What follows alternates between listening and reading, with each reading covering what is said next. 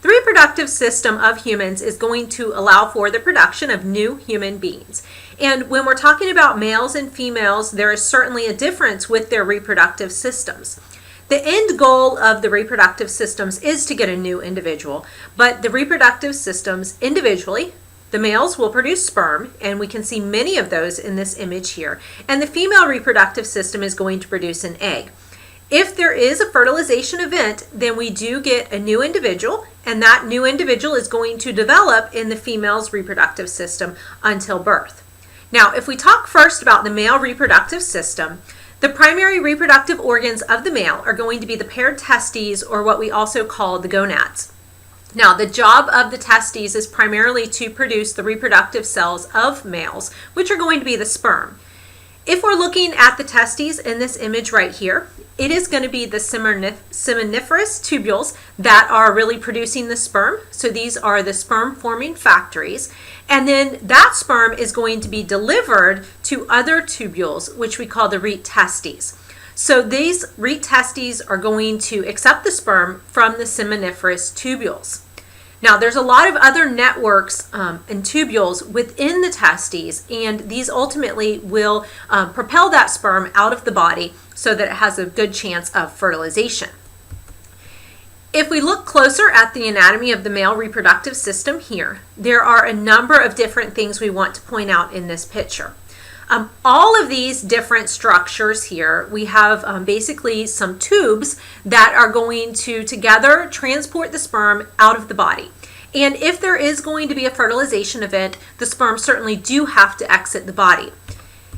Now, if we talk about the epididymis, this is the first part of the duct system.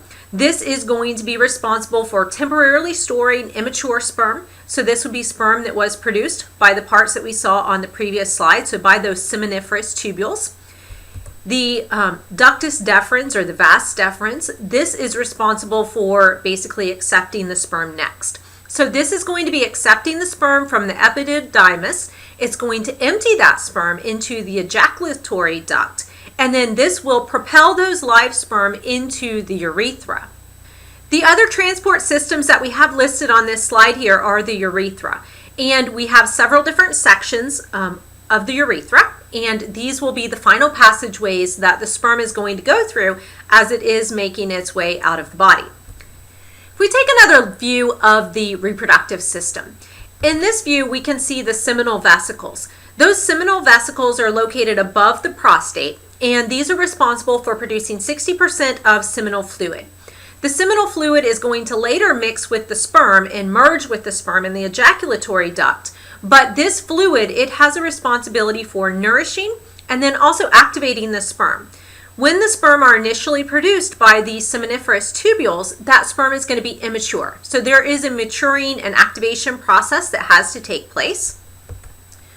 We can also see the prostate here in this view. The prostate is responsible for producing a secretion that's going to help activate the sperm as well. And then another thing that we see here, we have a gland that is responsible for producing a secretion that's going to cleanse the urethra prior to the sperm actually moving through. So this fluid is going to cleanse the urethra prior to ejaculation, and it's also going to produce some secretions that lubricate during the intercourse process.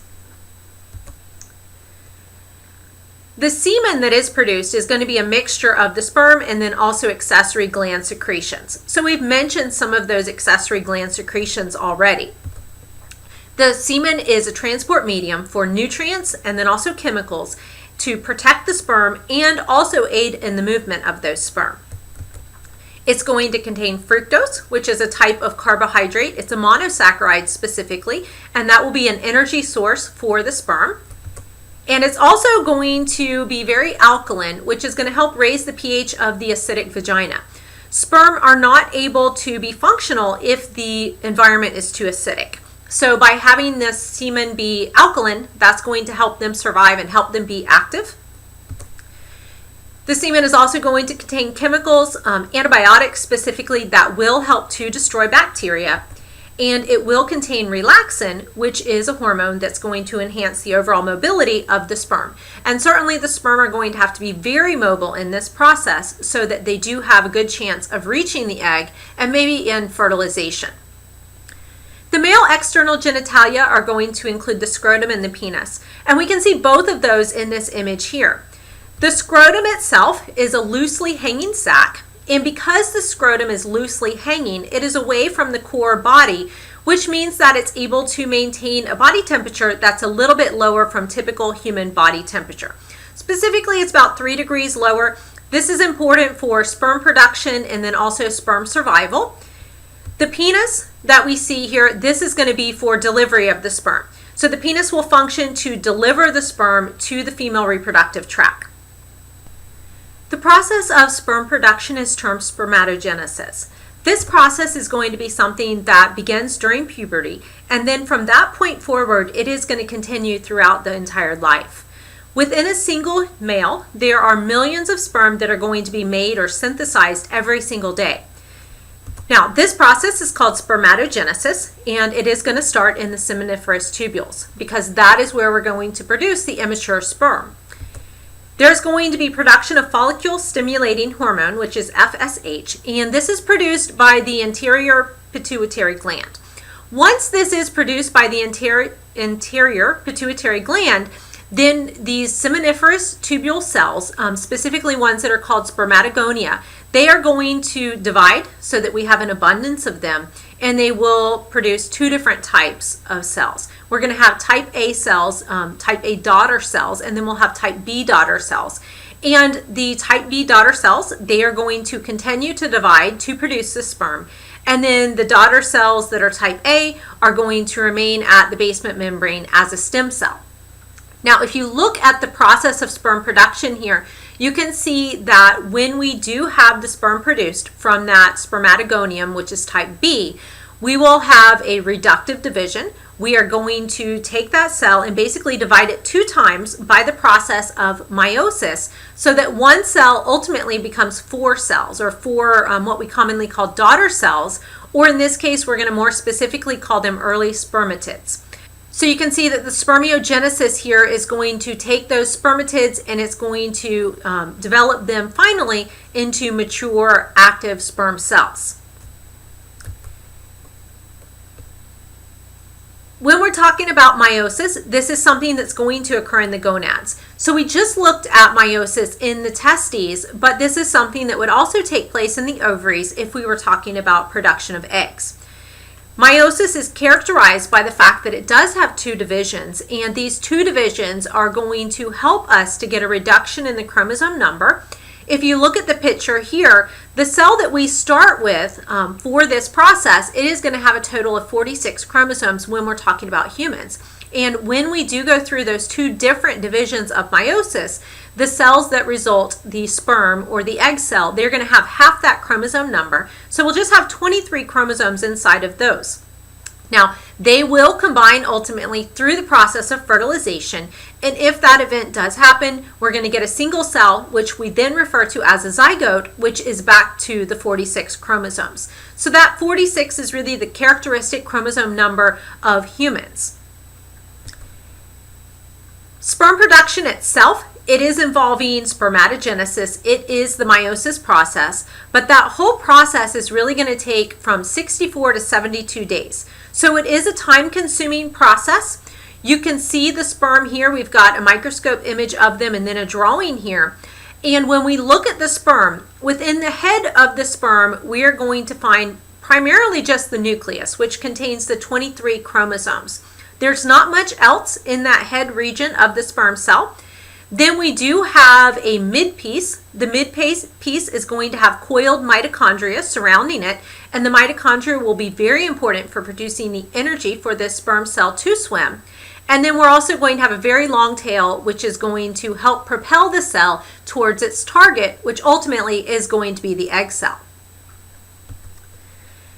Testosterone production is something that is also an important thing of the male reproductive system. Testosterone is going to be produced by interstitial cells, and this would be following activation by luteinizing hormone, which is LH. Now, testosterone is responsible for stimulating a lot of what we call secondary sex characteristics. So these are going to be characteristics that we do associate with male individuals. One of these is going to be just deepening of the male voice. Increased hair growth will be another one. We'll have enlarged skeletal muscles. And then we also have increased heaviness of the skeleton due to bone growth and an increase in density. Now, to sum it all up, there is definitely some hormone involvement when we're talking about sperm production and also when we're talking about some of those other secondary sex characteristics. So in the hypothalamus, there will be gonadotrophin-releasing hormone, and this is going to stimulate the production of other hormones. This will stimulate the production of FSH and LH, and FSH is going to stimulate the sperm production, the spermatogenesis, and then LH is going to stimulate the production of testosterone. So we just talked about what testosterone is ultimately going to lead to. The female reproductive system has two main functions. The first function is going to be the production of gametes, and this will be the egg cells. This is going to occur in the ovaries. We can see two of the ovaries, which is what we tend to have. We see two of them here in this picture. And then we also have a second role in the nurturing and protection of the developing fetus. And that is going to take place inside this hollow area, which we do refer to as the uterus. So here we have a cross section of the ovary. The ovary is responsible for producing the eggs. These eggs are going to start in a primary follicle, they will develop further, and then eventually they will be released as a secondary oocyte, and that secondary oocyte is what is going to be available for potential fertilization with a sperm cell. Now, if we look at the arrangement of the female reproductive system, we've got the ovaries on the outside here, and these ovaries are really going to be somewhat connected to the uterus using the uterine or fallopian tubes.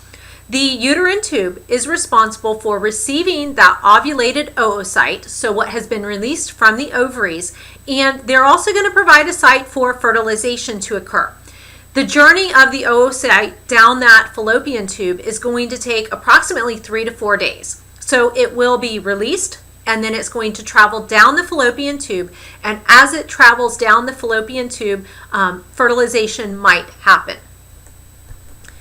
Now, the uterus, its job is going to be to receive, retain, and then also nourish an egg that is fertilized. Okay, so the uterus is really only needed if there is fertilization of that egg. Another part, the vagina down at the very bottom, the vagina is responsible for baby delivery. So this is going to be the passageway that the baby is going to exit the body through. It's also going to be where the menstrual flow comes out of the body, and this is also the place that is going to receive the penis when we're talking about sexual intercourse. The female external genitalia, we do have more of them than what we have on the males. The female genitalia, they include the mons pubis, the labia, the clitoris, the urethral and vaginal orifices, and then we also have the greater vestibular glands.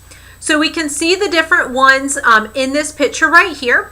So this would be the external genitalia, which means this is what we can actually see when we're looking at the female reproductive system from the outside. Let's talk now about the reproductive functions of a female and then also the cycling that does occur. It is generally believed that a woman is born with a determined supply of eggs. Now, it is a lot of eggs, but it is a predetermined supply. The ability to reproduce, which really is saying release those eggs for fertilization, this begins during puberty and then it ends around the age of 50. So if we assume that puberty begins around 11 or 12 years old and then we're ending around the age of 50, that's about a 40-year window when a woman might be able to reproduce. There is going to also be, after this period of reproduction, there's going to be a gradual decline of reproductive ability, and that gradual decline is what we know as menopause.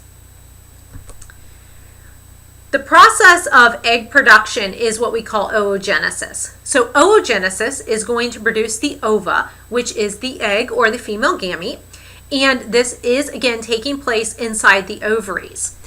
Within the ovaries, we will have certain cells which are called stem cells, and these stem cells are called oogonium, and they will divide by meiosis, which we can see down here. And when they divide by meiosis, just like we talked about with the male reproductive system, this process of meiosis is going to divide twice. So we will end up with 4 cells resulting from this. But one of the big differences here when we do have this division is that of the 4 cells, really only one of them is going to develop into the ovum or the egg, and then the other 3 are going to be much smaller. We refer to them as polar bodies, and those are just going to kind of waste away or degenerate over time. So the ovum, if this is released from the ovaries and makes its way down the fallopian tubes, then it can be potentially fertilized by a sperm cell. Here's another look at the process. So we're going to take an initial cell. That cell is going to divide twice by meiosis 1 and meiosis 2. And then at the end of this, we're going to have 1 ovum, and we will have 3 polar bodies. That ovum can be released from the ovaries, and it will then travel down the fallopian tubes. So here we can see a picture of it. We've got the sperm cells trying to fertilize this ovum. Basically, when one of them does actually penetrate and get to the inside of the ovum, then we do get fertilization. Here's just another look at it. We've got the ovum from the female. Only one generally is going to be released or traveling down the fallopian tubes at a time. And then we also have the sperm cells, and the sperm cells are produced in large quantities by the male reproductive system. And if there is a fertilization event, that very first cell that we get is going to be called the zygote, and then that zygote is going to divide by mitosis to produce all the cells of the fetus and ultimately the human being. The uterine cycle, or the menstrual cycle, is when we have cyclic changes that the endometrium, which is really the mucosa of the uterus, they are going to go through changes each month, and this is as it responds to different hormones that are being produced by the ovaries. The ovarian hormones themselves are regulated by FSH and LH. Now here's a look at this process, the actual cycling. It does have 3 different phases that we do recognize. The menstrual phase itself, this is going to be when the endometrial lining is detaching from the uterine wall. And so when this detachment takes place, this is when we are going to see bleeding occur. So this is accompanied by bleeding. Then when we're looking at the proliferation phase, this is when the endometrium is basically regenerating. So the basal layer of the endometrium is regenerating. It is producing a lot of new cells. And then the secretory phase, this is going to be when nutrients are secreted into the uterine cavity, and the purpose of this would be to sustain a developing embryo if there happened to be one present. So those are the 3 phases of the menstrual cycle or the uterine cycle. Here's just another look at it, and in this look we have a closer look at the uterus itself so that we can see what that endometrium lining looks like. So notice during the menstrual phase, this is basically shedding, so it is coming off, and that's when we see the bleeding or the period occur.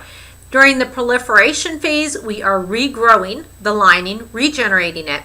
And then during the secretory phase, we can see that it's thicker, and we're also producing those different nutrients that would protect and nourish that developing embryo. Estrogen production is an important function of the female reproductive system. This estrogen is going to be produced by the follicle cells of the ovaries, and just like testosterone for the males, estrogen is responsible for stimulating a lot of secondary sex characteristics in females. So these characteristics, first of all, they do include enlargement of the accessory organs of the female reproductive system. We are going to see the development of breast. There will be the appearance of axillary and pubic hair, and we'll also get an increase in fatty deposits, and these fatty deposits are specifically seen most in the hips and in the breast. And we'll see a widening and a lightening of the pelvis, which is basically preparation for the childbirth process.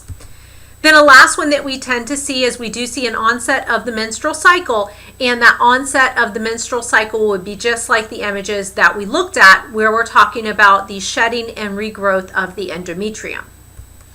Progesterone production is also an important role of the female reproductive system. This is going to be produced specifically by the glandular corpus luteum of the ovaries, and this has a number of different functions. One of those is that it's going to work along with estrogen, and it's going to help establish the menstrual cycle.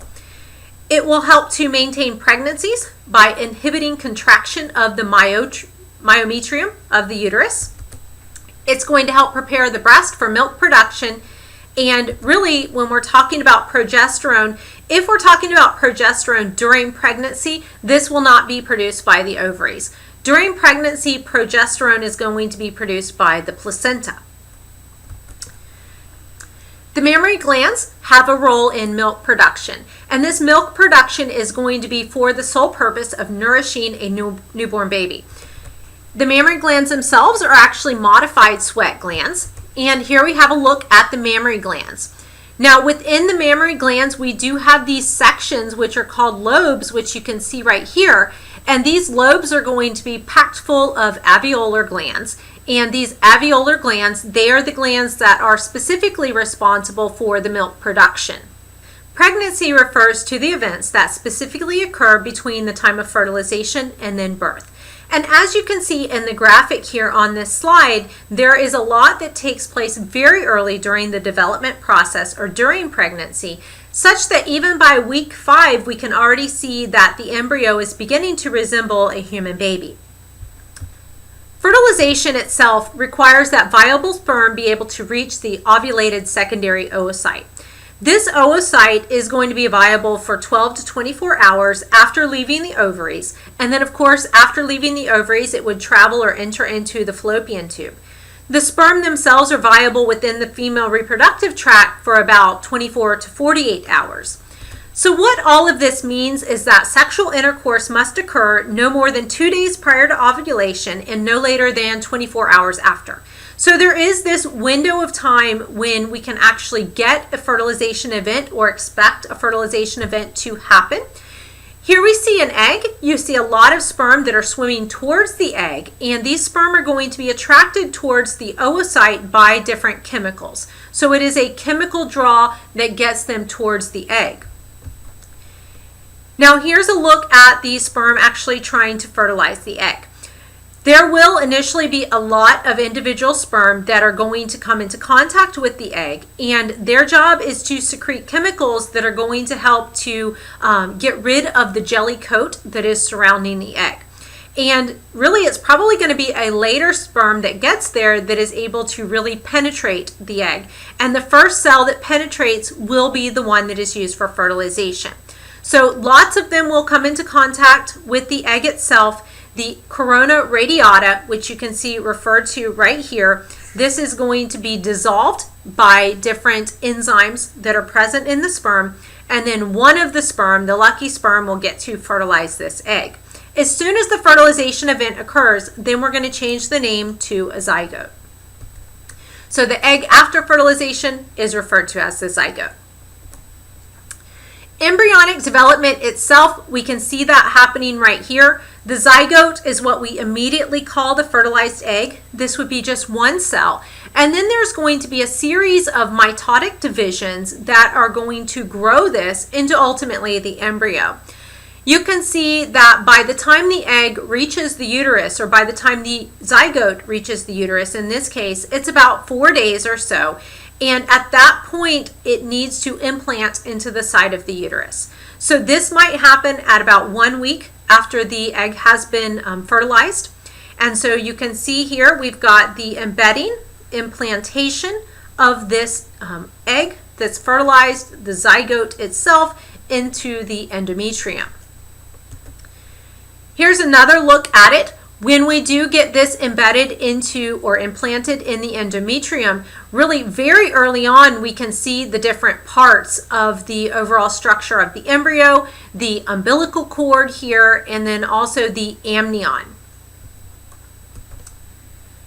Here's a look at a 7-week embryo. You can see in this picture, we can clearly see the amniotic sac. We can see the umbilical cord. And so when we look down at the bottom, you can see that it is really rapid growth from the embryo at 8 weeks, which is comparable to what we have in the picture here. and then by 40 weeks, we have a fully formed human baby. Here's just another look at the developing fetus. So the fetus is going to develop inside the amniotic sac. In this picture, we have a 3-month-old fetus, and then we have a comparison with a fetus that's about 5 months old. So the development of the fetus, the development of the baby, this is taking place within the uterus of the mother. And so there are a lot of effects of this pregnancy on the mother. In the picture that you see right here, we're seeing how the enlargement of the uterus itself takes place. And this is really just to accommodate the increase in growth that we have of the fetus. There is a significant growth of the uterus itself. So it's quite amazing in its ability to stretch and grow. But this is ultimately going to put pressure on a lot of other organs inside the body. So, effects of the pregnancy itself on the mother. First of all, the center of gravity does change. We also have relaxin produced, and this is going to cause pelvis ligaments and also the pubic symphysis to relax, widen, also become more flexible. The point of that is really to prepare for the childbirth process. The hormone levels go up a lot. These hormone levels, they can result in nausea. In many cases, they do. We commonly refer to that as morning sickness. We can also get displacement of the esophagus and the stomach, and that displacement results in heartburn. So many women, they do find that they have a lot of heartburn when they are pregnant. The kidneys have extra work that they have to do. They have to dispose of extra waste that are produced by the fetus, and then they also produce a lot more urine than is typical. And we also see an increase in the vital capacity and the respiratory rate of the mother. Lastly, the blood volume is going to greatly increase. The blood volume of the mother is going to go up 25 to 40%. Part of this is really just to help cover any blood loss that might occur during the delivery process. The childbirth process itself is called parturition. We can see the mother here, and we can see that there are several different events that are going to take place for childbirth. The first thing that's going to be noticed is that the baby is going to move deeper into the birth canal. So that would be the first thing. Typically, this is going to be head down, that the baby moves down into the birth canal. There are some variations of that, but that's certainly the easiest way for the baby to pass. There are going to be pressoreceptors in the cervix of the uterus, and they are going to get stimulated or excited when the baby starts to enter the birth canal. This is going to send impulses to the hypothalamus. The hypothalamus will then be sending impulses to the pituitary, posterior pituitary, where oxytocin is going to be stored. And then this is going to release the oxytocin to the blood. That will go down to the uterus, and that will begin the uterine contractions. There are 3 different stages of labor that are typically recognized. The very first one is going to be dilation, and this would be dilation of the cervix. The cervix itself is going to dilate to approximately 10 centimeters, and this can take quite a bit of time for that dilation to fully occur. Then we're going to have expulsion. This will be delivery of the infant. And after delivery of the infant, there is going to be delivery of the placenta. So this does have to separate from the wall of the uterus, and then this will be leaving the body. Talk just a little bit here at the end about developmental aspects of the reproductive system. Our sex in humans is determined by the sex chromosomes, and the sex chromosomes are X and Y. A mother is going to produce eggs, and the eggs always have an X inside of them. So if we wanted to add that onto this picture, the mother's eggs get a single X. She passes that on to the child. And then the father is going to pass on a sperm that has either an X or it has a Y. So depending on what type of sperm actually does the fertilization, we get a female child or we get a male child. We tend to say that the father is responsible for sex determination because it is the sperm cells themselves and whether or not they contain an X or a Y chromosome that does determine whether it's a male or female. Now, the actual development of the gonads begins very early during fetal development. Typically by the 8th week, we can clearly see what's going on there. And a lot of this is going to be determined by testosterone presence. So testosterone presence is going to ultimately determine which structures form. Now, if there is an abnormality in the levels of testosterone in the mother, that can result in unusual sexual organs. Puberty is going to be the period when our reproductive systems mature. So this is the period of reproductive organ growth and changes that are caused by rising hormone levels. You can see the age range when this happens for males and females. For both, it's from about 10 years old up to about 19, so through the teen years. This would be when we see the hormones go up and we see a lot of those secondary sex characteristics develop.